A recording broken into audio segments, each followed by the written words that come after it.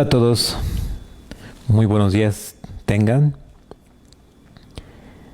Gracias a Dios que nos permite poder estar juntos, aunque sea a través de estos medios. Sé que ha sido complicado, ha sido difícil, pero Dios aún a través de estos medios quiere hablarnos, quiere bendecirnos, quiere seguir iluminando nuestros pensamientos, llenándonos de su palabra. Y quiero invitarles a que juntos hagamos una oración para poder iniciar con nuestra enseñanza de esta tarde.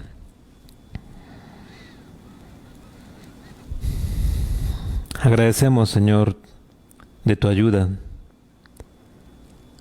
Agradecemos que cada día has estado con nosotros.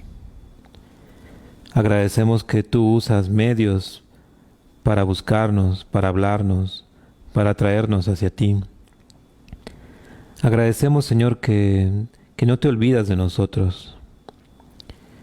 Queremos rogarte que en este día estés con nosotros, que vengas a ayudarnos, Señor, porque nos cuesta trabajo lograr entender la totalidad de tu palabra, Señor. Estamos conscientes que es difícil entender las cosas terrenales, cuanto más las celestiales. Es por eso que nos acercamos a ti para pedir de tu ayuda, para pedir de tu sabiduría. Por favor, Señor, bendice esta palabra. Permite, Señor, que sea clara nuestras vidas. Permite que produzca fruto en cada uno de nosotros. Dejamos, Señor, en tus manos esta reunión. Te lo pedimos y te damos gracias en el nombre de Cristo Jesús. Amén. Hemos estado estudiando el capítulo 10 del libro de Juan. Hemos dedicado un par de enseñanzas a hablar acerca de las ovejas, el pastor, y cómo nosotros podemos identificarnos con ellos. Y Jesús, en esta parábola acerca de la oveja y el pastor, muestra varios elementos que son importantes, que ya se han mencionado, ya se han hablado. Y en lo personal, en lo particular, me llamó bastante la atención que hay un redil, y en ese redil no todas las ovejas que se encuentran ahí son de Jesús. Y esa parte a mí me llamaba mucho la atención. Y es claro el pasaje que dice que solamente las ovejas que conocen a su pastor le escuchan y a él siguen. Y las que no son sus ovejas no lo siguen, no lo escuchan, huyen de aquel que no es su pastor. Y Jesús muestra esta parábola a un grupo de judíos. Y en ese contexto, Jesús no solamente habla de falsas ovejas y de verdaderas ovejas, también habla de verdaderos pastores, verdaderos ministros, pero también de falsos ministros, de falsos pastores. En este día nosotros vamos a seguir estudiando el capítulo 10, a partir del versículo 22. Y esta enseñanza lleva por nombre el rechazo hacia Jesucristo. Dice así el versículo 22. Celebrábase en Jerusalén la fiesta de la dedicación. Era invierno. Recordemos que previo a esta celebración de la fiesta de la dedicación, había otra fiesta que se celebraba 2 meses antes, que era la fiesta de los tabernáculos. Esta fiesta también es conocida como la fiesta de las cabañas, de las enramadas o Sukkot. Era celebrada en Jerusalén en un periodo de 7 días, del día 15 al día 22 del mes séptimo del calendario hebreo, de acuerdo al Pentateuco. Hoy conocido este mes como Tishrei.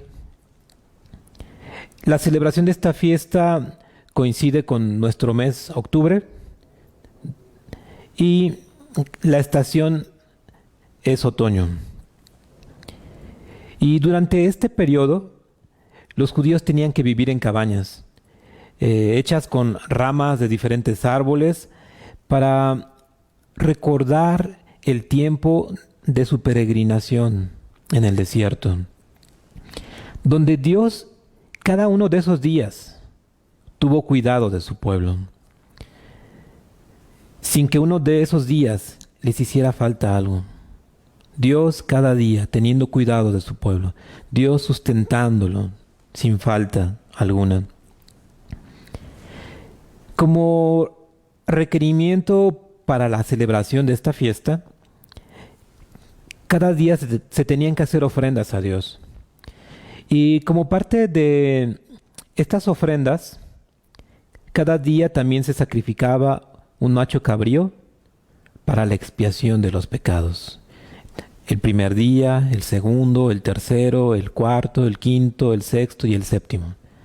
Cada día se sacrificaba un macho cabrío para que sus pecados fueran perdonados. Era una fiesta llena de alegría. Y si nosotros recordamos en el capítulo 7, Jesús estaba en esa fiesta. Él había asistido y en el último y gran día, el más importante, se puso de pie y levantó su voz, gritando: si alguno está sediento, si alguno se siente insatisfecho, si alguno se siente vacío, venga a mí y beba. El que cree en mí, como dice la Escritura, de su interior correrán ríos de agua viva, refiriéndose al Espíritu Santo que han de recibir los que creen en su nombre. ¿Cómo en medio de una festividad tan importante, tan llena de alegría y de reconciliación con Dios, habría corazones sedientos? Creo que hoy en día no es muy diferente. Dice un dicho muy sonado en nuestro país: caras vemos, corazones no sabemos. Y aunque se aplica en varios sentidos, uno de ellos es que no podemos saber con certeza lo que hay en el interior de las personas que vemos. Aunque nosotros podamos verlas a las personas alegres, contentas, efusivas, sin embargo, hay un gran vacío y tristeza en sus vidas. Jesús lo sabe. Y no hay nada absolutamente que nosotros podamos ocultarle a Él. Jesús sabía que muchos de los que estaban en esa fiesta de los tabernáculos estaban insatisfechos, estaban vacíos, como muertos en vida. Y sabía que ni los rituales religiosos llenarían su alma. ¿Cómo son esos ríos de agua viva? Jesús estaba revelando que esos ríos de agua viva es su Espíritu Santo, que reciben los que han creído conforme a lo que dice la Escritura. Nosotros podemos ver en Gálatas capítulo 5, versículo 22 a versículo 23, una de las maneras en la que el Espíritu Santo obra en la vida de los creyentes. Y menciona que el fruto del Espíritu Santo es amor. Pero ese amor es un amor dirigido hacia Dios. Es un amor dirigido a nuestro prójimo. Y no solamente amor, también es gozo. Gozo en medio de las dificultades, gozo en medio de la adversidad. Es un deleite, una satisfacción en Dios. Como parte de ese fruto del Espíritu Santo también dice que nos da paz. Una paz que también se ejerce hacia Dios y hacia los hombres. Paciencia nos da un corazón que puede tolerar.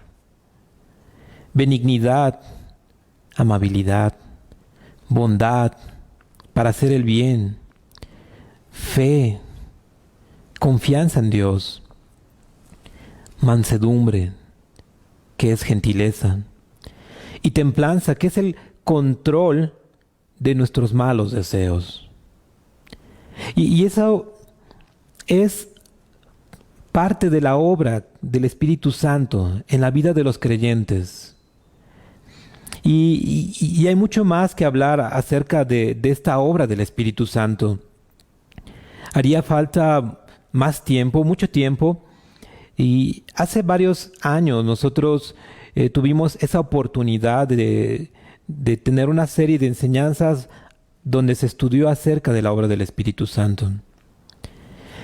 Primero Dios, que Él nos permita nuevamente estudiar dentro de no mucho acerca de la obra del Espíritu Santo en la vida de los creyentes.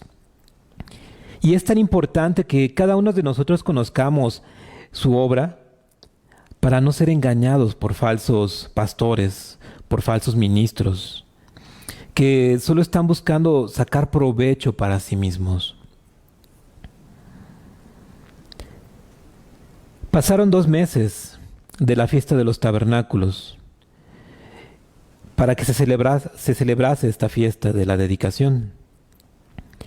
Continúa diciendo el versículo 22. Celebrábase en Jerusalén la fiesta de la dedicación, era invierno. La celebración de esta fiesta, si nosotros la buscamos en el Antiguo Testamento, no se encuentra ahí. No está dentro de las fiestas establecidas por Dios en su ley dada al pueblo judío. Entonces surge la pregunta, ¿por qué se celebraría entonces esta fiesta?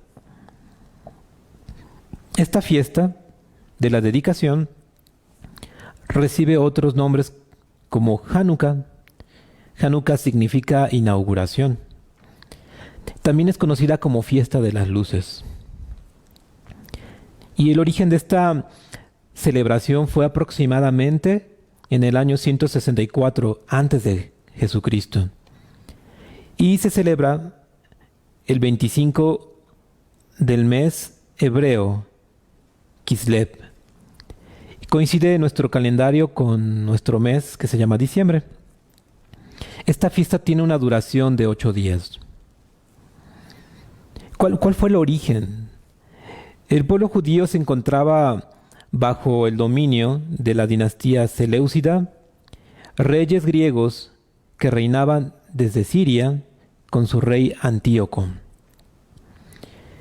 Por un tiempo los judíos y los griegos convivieron respetándose cada uno sus creencias. Los griegos respetaban la creencia de Dios que tenían los judíos y también respetaban sus tradiciones. Pero esta respetuosa situación se terminó con el rey Antíoco número IV, quien tenía la finalidad de que todos sus súbditos, incluidos los judíos, vivieran bajo la forma de vida helena.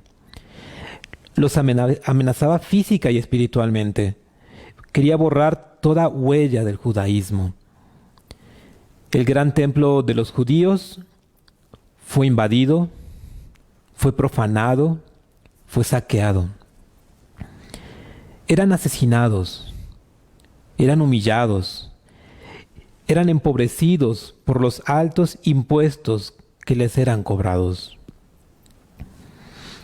Este rey Antíoco se autoproclamaba un dios, quien adoptó el nombre de Antíoco Epifanes, que significa el divino. Hubo quienes cedieron ante la presión y ante la tortura y abrazaron el helenismo, pero también hubo hombres que se mantuvieron firmes y que no renegaron. Fue entonces que un hombre llamado Matatías, un sacerdote, apoyado por sus 5 hijos y un pequeño ejército, desafiaron al poderoso ejército griego. El ejército de Matatías crecía en número y fuerza bajo el mando de su hijo, Judas Macabeo. Y después de pocos años, bajo la brillante dirección militar de Judas Macabeo, los judíos lograron nuevamente retomar Jerusalén, siendo tan solo ellos un pequeño ejército. Y fue entonces que, en el día 25 del mes Kislev, del año 164 de Cristo aproximadamente, liberaron el gran templo y lo reedificaron. Hubo un milagro que ocurrió. Cuando entraron al templo para encender el candelabro de oro, se encontraba todavía ahí el candelabro, pero solo había aceite para encender la luz por un día. Sin embargo, se mantuvo encendido durante 8 días. Alguno dirá, pero ¿por qué no preparar aceite para encender la lámpara, el candelabro, por más días? El proceso de la elaboración de este aceite puro tardaba 8 días en estar listo, por lo que era imposible disponer de aceite puro de un día para otro. Debido a la gran victoria obtenida con tan solo unos pocos hombres ante un enorme ejército griego, la rededicación del templo y el milagro del aceite para mantener encendido el candelabro de oro del templo durante 8 días, es que esta festividad recibe el nombre de Hanukkah, que es inauguración o fiesta de las luces, en agradecimiento a lo que hizo Dios por su pueblo. ¿Qué actitud debió haber tenido el pueblo y sus líderes tras la celebración de estas festividades? ¿Qué pensamientos tendrían que estar inundando sus mentes? ¿Cómo debió haber estado moldeando su conducta? Habían pasado 2 fiestas importantes. Tendrían que estar afectados por lo que significaban esas fiestas en sus vidas. Tendría que acercarlos más a Dios. Continúa diciendo el versículo 23 del libro de Juan, capítulo 10. Y Jesús andaba en el templo por el pórtico de Salomón. No olvidemos que al final del verso 22 dice que era invierno. Nosotros podemos leer junto el final del versículo 2 y lo que está diciendo el versículo 23. Y podemos leerlo de la siguiente manera. Era invierno y Jesús andaba en el templo. Qué curioso que Juan se tomara el tiempo para escribir acerca de la condición del tiempo que prevalecía en ese momento. Jerusalén en tiempo de invierno es lluvioso. Las temperaturas oscilan entre 6 y 12 grados centígrados. Algunas veces las temperaturas llegan a bajar por debajo de 0 grados. Y llega a haber casos en que cae nieve. Era en un entorno como este que Jesús andaba por los patios del templo, cerca del pórtico de Salomón. Y muy seguramente como los demás judíos que andaban por ahí, que también experimentaban el ambiente fresco y frío. Y vemos el cuidado de Juan al escribir acerca de esto. Porque este pasaje nos está recordando una vez más la humanidad de Jesucristo. Dios hecho carne, habitando entre nosotros. El pórtico de Salomón era una serie de columnas que estaban techadas. Proveía protección de las lluvias invernales y así como el fuerte sol de verano. Era un lugar muy concurrido y mucho más cuando había inclemencias del tiempo, iban para refugiarse en él. Era un lugar habitual de reunión entre los judíos y mucho más era cuando había fiestas, había más concurrencia. Algunos iban a meditar, los rabinos a veces iban allá para enseñar a sus estudiantes y otros veían un buen lugar para poder mantener debates religiosos. Y dice el versículo 24, y le rodearon los judíos y le dijeron, ¿hasta cuándo nos turbarás el alma? Si tú eres el Cristo, dínoslo abiertamente. De cierta manera no era extraño que se diera este encuentro con Jesús y los judíos. Recordemos que se estaba celebrando la fiesta de la dedicación, por lo que habría más personas. Era un lugar que se prestaba para meditar, para enseñar, para debatir. Además que era invierno y el pórtico de Salomón era un buen lugar para protegerse del frío y de la lluvia. Y es en estas circunstancias que se está dando este encuentro. Lejos de ser un encuentro amigable, amistoso, pacífico, razonable, inmediatamente Jesús es abordado hostilmente por los judíos. Y ellos dicen, ¿hasta cuándo nos vas a turbar el alma? ¿Hasta cuándo nos vas a matar de incertidumbre? Queremos saber si tú eres el Cristo. ¿De verdad estaban deseosos de conocer la verdad de Cristo? La petición hecha a Jesús para que les dijera si era el Cristo parecía ser una petición genuina, de verdadero interés, de saber si Él era o no el Cristo. De cierta manera, este requerimiento era sensato.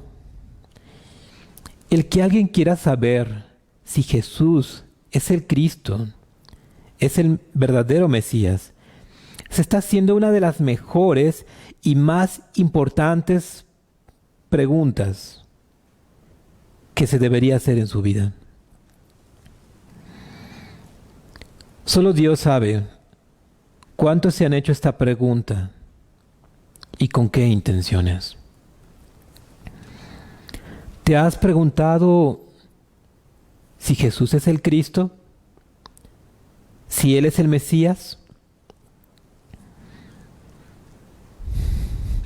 ¿Qué significa y qué implica que Jesús sea el Cristo? Muchas personas han escuchado hablar del nombre de Jesús. Muy seguramente los que están escuchando este mensaje también han oído acerca de Él. Quizá la mayoría de los que han escuchado acerca de Jesús ni siquiera les interesa saber si Él es el Cristo.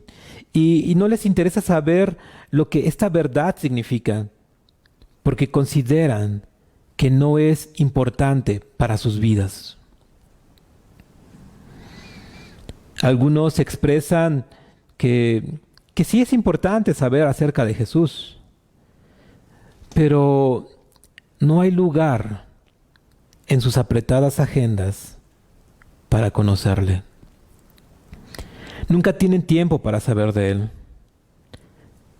pues consideran más importantes sus actividades que conocer a Cristo y que vivir conforme a la verdad de su palabra. Algunos creen que Jesús es un bello adorno que pueden colgar en sus collares, que pueden colgar en sus aretes. Hay quienes piensan que Jesús es una estampa que pueden guardar en sus billeteras como si fuera un amuleto para la buena suerte. Otros han convertido el nombre de Jesús en la fuente de sus riquezas, aprovechándose de la ignorancia de las personas. Y aunque ciertas personas abrazan voluntariamente la ignorancia, porque están muy a gusto con las mentiras que se predican acerca de Jesús, porque les es más fácil dar sus limosnas, ofrendas o diezmos, que creer las palabras de Jesús y arrepentirse de sus pecados. Por lo tanto, les es más fácil abrazar esas mentiras. Hay quienes se sienten amenazados por la verdad de Jesucristo. Gran cantidad de personas manifiestan que el mensaje de Cristo es tropiezo para sus vidas. Lo ven como una constante prohibición de vivir su vida de la manera en la que ellos la quieren vivir. Vidas desenfrenadas, disolutas, perdidas en el engaño, llenas de maldad, de adulterio, de fornicación, egoísmo, avaricia, mentira, amargura, rencor, odio, inmoralidad, etc. Y se sienten amenazados por Jesús y lo consideran como un tropiezo para sus vidas.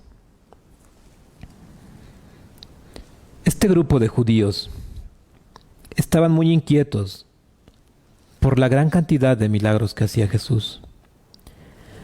Sus enseñanzas habían desestabilizado sus grupos religiosos. Estaban enojados por las reprensiones públicas de la hipocresía con la que vivían. Y también veían amenazado su estado político privilegiado. Para lo único que les interesaba que Jesús reconociera públicamente que era el Cristo, era para inculparlo falsamente y así tener una razón para arrestarlo y poderlo eliminar de su camino. Es importante mencionar que el rechazo hacia Cristo no siempre es activo, también lo es pasivo. Hay quienes hoy en día, como en la antigüedad también se hacía, expresan públicamente su hostil rechazo hacia Jesús. Y hay quienes lo demuestran con sus hechos. Hay quienes no lo expresan con sus palabras. Hay quienes no lo publican en sus redes sociales, pero sus vidas reflejan ese rechazo hacia Jesús. La forma en la que nosotros nos conducimos en esta vida pone en evidencia si rechazamos o no a Jesucristo. ¿Podemos cada uno de nosotros esmerarnos con nuestras palabras para asegurar que Cristo es el Señor de nuestras vidas? Pero nuestra conducta pondrá de manifiesto si esto es verdad. ¿Cuántos el día de hoy no quisieran deshacerse de Jesús si pudieran? ¿Cuántos el día de hoy no estarían dispuestos a volverlo a crucificar? El que Jesús sea o no bien recibido por esta sociedad no va a cambiar quién es Él, ni la verdad de su palabra. Hoy se pondrán juntar muchos grupos de muchas ideologías, argumentando que Jesús no es verdad, argumentando muchas cosas en contra de Jesús. Pero eso no va a cambiar quién es Él, ni va a cambiar la verdad de su palabra. Les invito a buscar en la Escritura, en el libro de Job, capítulo 35, versículo 6 a versículo 8. El libro de Job, capítulo 35, versículo 6 a versículo 8, que dice de la siguiente manera: si pecares, ¿qué habrás logrado contra él? Y si tus rebeliones se multiplicaren, ¿qué le harás tú? Si fueres justo, ¿qué le darás a él? ¿O qué recibirá de tu mano? Al hombre como tú dañará tu impiedad, y al Hijo de Hombre aprovechará tu justicia. No sé si cuántos piensen que el que nos portemos bien, el que escuchemos la palabra de Dios, el que nos arrepintamos, el que hagamos su voluntad, no sé cuántos piensen que le estamos haciendo un favor a Dios. O habrá quienes piensen que porque son hostiles hacia Dios, hacia Jesús, hacia su palabra, piensen que van a hacerle algún daño a Dios, y de ninguna manera esto no va a ser posible. Al hombre como tú dañará tu impiedad, y al Hijo de Hombre aprovechará tu justicia. ¿Por qué no podemos ver el amor de Dios? ¿Por qué no vemos ver ese genuino interés por nuestras vidas? Dios sigue siendo Dios y nosotros. Dios sigue siendo Dios si somos buenos, y si somos malos, Dios sigue siendo Dios. Dios está preocupado por nuestras almas. Dios repetidas veces en su palabra dice que no quiere que el hombre muera, sino que cada uno de nosotros procedamos al arrepentimiento, depositemos nuestra confianza en Él, nos refugiemos en Él. El rechazo hacia Jesucristo ya estaba profetizado. A Él no le toma por sorpresa que las personas le rechacen. Él sabía que esto sucedería. Pero eso no le impidió que Él viniera a este mundo para ofrecer en sacrificio su vida, para cargar en Él todos y cada uno de nuestros pecados. Dice uno de los pasajes en el libro de Salmos, capítulo 22, versículo 6 a versículo 8. Perdón, solamente el versículo 6. Salmos 22, 6 dice: mas yo soy gusano, y no hombre, oprobio de los hombres, y despreciado del pueblo. Otro pasaje en Isaías capítulo 53, versículo 3 dice: despreciado y desechado entre los hombres, varón de dolores, experimentado en quebranto, y como que escondimos de él el rostro. Fue menospreciado y no lo estimamos. ¿Cuántos de nosotros reconoceremos que algunos fuimos parte de ese grupo. Algunos fuimos de aquellos que rechazamos a Jesús. Algunos fuimos aquellos que tapamos nuestros oídos para no escucharle, para no obedecerle. Nos resistimos.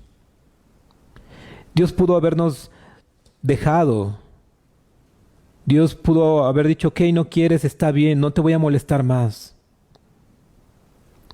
Pero Dios estuvo ahí, insistiendo, una y otra vez, amando nuestras almas.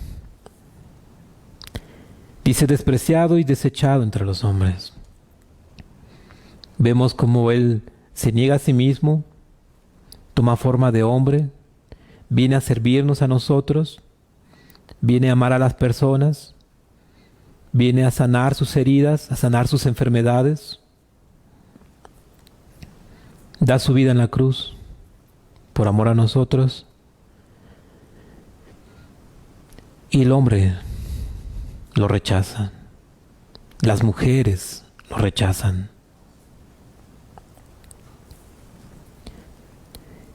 Continúa diciendo el versículo 25. Jesús le respondió, os lo he dicho, y no creéis. Las obras que yo hago en nombre de mi Padre, ellas dan testimonio de mí. Para este momento, ya habían transcurrido 3 años del ministerio público de Jesús. Durante estos años, Él había predicado el Evangelio. Había llamado al arrepentimiento a las personas. Había denunciado la falsa e hipócrita religión. Había instruido a sus discípulos. Había realizado incontables señales y maravillas que daban testimonio de que Él era el Mesías. Jesús en este pasaje pone de manifiesto la incredulidad de este grupo de judíos, que aunque ya habían escuchado el testimonio de Juan el Bautista, aunque ya habían escuchado los sermones de Jesús y presenciado sus milagros, aún así no creían. ¿Cuántas pruebas más necesitaban estos judíos para convencerse de que Jesús era el Mesías, de que Él era el Cristo, el Salvador del mundo, el Cordero de Dios que quita el pecado del mundo? Para este grupo de judíos no fue suficiente el testimonio de Juan. Tampoco fue suficiente los sermones de Jesús, ni las incontables señales y maravillas que Él hizo. ¿Qué necesitamos cada uno de nosotros para creer en Jesús? Para creer que Él es el Cristo. ¿Qué señales tú necesitas? ¿Qué necesitas que te sea revelado para que creas en Él? Muchos han experimentado grandes milagros en sus vidas y aún así no creen en Él. En el libro de Lucas, capítulo 16, hay una historia de 2 hombres. Uno era rico, otro era pobre. El hombre rico, ni siquiera aparece su nombre en esta historia, pero el hombre pobre era Lázaro. Llegó el momento en que ambos tuvieron que partir, murieron, y el hombre rico es llevado a un lugar de tormento, que es el infierno, y el hombre pobre es llevado al seno de Abraham. No porque fuera pobre, no porque haya sufrido, fue llevado al seno de Abraham. Y no porque el rico fuera rico, fue llevado al infierno. No porque le haya ido bien en esta vida, ahora le tocaba sufrir. No. El rico hacía todos los días fiesta en su casa, pero no hacía misericordia. Y ahí estaba Lázaro, pobre, mendigando. Y este hombre rico, con la posibilidad de ayudarlo, con la posibilidad de amarlo, nunca le ofreció su ayuda. Entonces vemos que había un mal corazón en este hombre, un corazón que era avaro, amaba sus riquezas, no amaba a Dios. Y esa es la razón por la cual él fue llevado al infierno. El hombre rico le pide a Abraham que resucite Lázaro, para que Lázaro pueda ir con sus familias y pueda advertirles de ese lugar de tormento, para que Lázaro les predique que dejen de hacer lo malo que hacen en sus vidas. Y Abraham le dice al rico que tienen a la ley y tienen a los profetas, que escuchen a la ley, que escuchen a los profetas.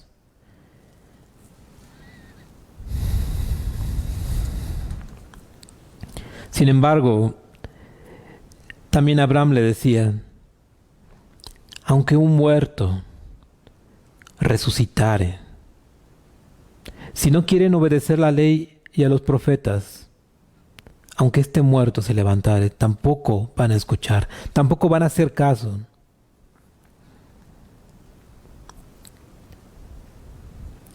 ¿Cuántos de nosotros no pudiéramos condicionar a Dios para creer en Él? ¿Cuántos de nosotros no pudiéramos decirle a Dios, quiero que permitas que ocurra esto en mi vida para que pueda yo creer en ti? Y Dios en su misericordia escucha a muchos. Y Dios concede las peticiones de muchos. ¿Y cuántos de ellos se vuelven a Jesucristo? ¿Cuántos de ellos renuncian a sus vidas para entregársela a Jesucristo? Continúa diciendo el versículo 26.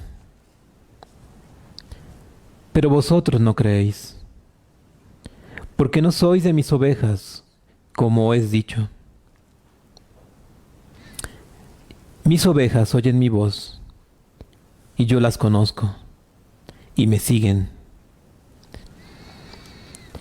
Mientras que las obras de Cristo daban testimonio quién era Él, la incredulidad y rechazo de estos judíos evidenciaban que no eran ovejas de su redil. Vemos una vez más cómo Jesús vuelve a hacer énfasis acerca de las características de aquellos que sí son sus ovejas, los que escuchan su voz y le siguen. Y Jesús conoce quiénes son sus ovejas. Dice el versículo 28,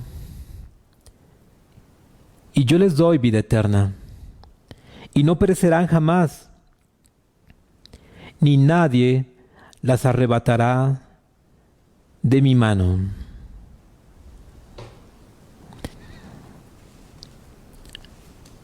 Nos podemos imaginar Dios lo que nos ofrece, nos quiere dar de esos ríos de agua viva, de su Espíritu Santo que obra en la vida de los que creen conforme dice la Escritura. Y habla de que también quiere darle vida eterna a sus ovejas. ¿Por qué las personas rechazan esto? ¿Por qué las personas prefieren y abrazan su amargura? ¿Por qué prefieren y abrazan el odio, el adulterio, la fornicación, la mentira, el engaño, la idolatría? ¿Por qué las personas se aferran a ello? ¿Por qué rechazan el amor, el gozo, la paz, la paciencia, la benignidad, la bondad, la fe, la mansedumbre? ¿Por qué la rechazan?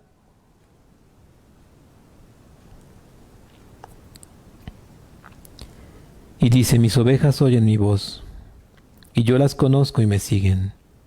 Y yo les doy vida eterna, y no perecerán jamás, ni nadie las arrebatará de mi mano. Vemos el grande amor que tiene Dios por sus ovejas, que aunque falsos pastores, aunque falsos ministros quieran robárselas, quieran aprovecharse de ellas, dice, nadie las podrá arrebatar de mi mano. Mi Padre que me las dio es mayor que todos, y nadie las puede arrebatar de la mano de mi Padre. Y nuevamente Jesús, dándonos la oportunidad de que podamos abrazar su verdad, de que podamos renunciar a nuestros equivocados conceptos acerca de Él. Nuevamente mostrándonos lo maravilloso, lo hermoso que es ser una oveja suya. Es asombroso cómo las personas rechazan a Jesús. Es asombroso cómo prefieran seguir vacíos, insatisfechos,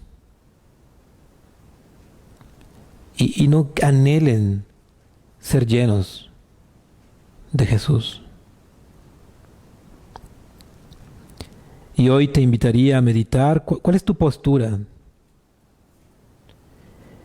¿Cuál es tu perspectiva que tienes acerca de Jesucristo? Y te invito a que reconsideres, porque de ello depende dónde vas a pasar la eternidad. Comentaba a algunos de nosotros o muchas personas religiosas, creyentes, expresamos con nuestras palabras que creemos en Jesús, pero seamos sinceros y veamos el fruto de nuestras vidas, si realmente estamos amando a Jesús o lo estamos rechazando. Porque podemos decir una cosa con nuestras palabras, pero con nuestros hechos estamos dando testimonio de lo que amamos. Estamos dando testimonio de lo que hay en nuestros corazones. Y así hagamos hecho una oración y así nosotros podamos servir en una iglesia y así nosotros podamos hablar en su nombre. Si nuestro corazón no está convertido, si no nos hemos humillado, si no hemos entregado nuestra vida a Jesucristo, nosotros estaríamos rechazándole.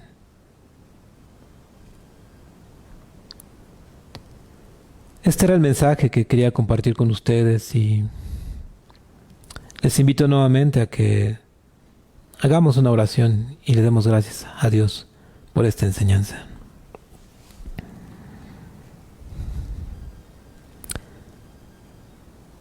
Nuevamente, Señor, estamos agradecidos por la oportunidad que nos das de poder alimentarnos de tu palabra. ¿Cuánto necesitamos, Señor, ser redargüidos? ¿Cuánto necesitamos ser sinceros contigo y con nosotros mismos? Señor, ven a ayudarnos a que cada uno de nosotros podamos reconocer nuestro estado espiritual delante de ti. Ven a quitar la venda de nuestros ojos.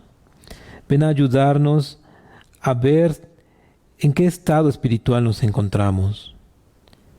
Señor, permite que no seamos de aquellos que rechazan tu nombre. Permite que no seamos de aquellos que rechacen tu palabra. Ven a ayudarnos, Señor. Estamos muy necesitados de ti. Rogamos que vengas con tu poder a nuestras vidas, a alumbrar nuestro entendimiento, a darnos de esa gracia, Señor, para permanecer en tu palabra. Rogamos, Señor, por cada una de las personas que están escuchando este mensaje, que también que les ayudes a tener esa disposición en su corazón de conocerte, de volver su corazón a ti. Te pedimos, Señor, que seas tú haciendo la obra en sus vidas. Aún rogamos, Señor, que aquello que no se logró transmitir en esta enseñanza, tú lo reveles al corazón de las personas. Te lo pedimos, Señor, y te damos gracias en el nombre de Cristo Jesús. Amén, Señor. Pues estamos todos despedidos y les seguimos invitando a que nos acompañen cada domingo a escuchar los mensajes del Evangelio de Juan. Estamos ya entrando en la última etapa del ministerio del Señor Jesucristo y Juan le dedica suficientes capítulos para hablar acerca del final del ministerio de Jesús. Y es por eso que los seguimos invitando para que sigan escuchando las enseñanzas. Y si tienen alguna duda, si tienen alguna necesidad, no teman en ponerse en contacto con nosotros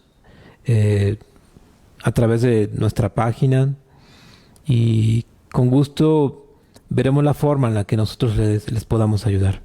Pues muchas gracias y están todos despedidos. Buenas tardes.